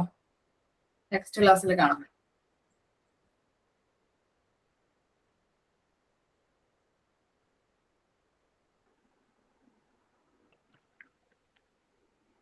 ഞാൻ പറയട്ടെ മിസ്? ഇന്ന് സെമിനാർ എടുത്ത എല്ലാ ഫ്രണ്ട്സിനും പിന്നെ മിസ്സിനും നന്ദി പറയുന്നു. ഓക്കെ, നെക്സ്റ്റ് ക്ലാസ്സിൽ കാണാം.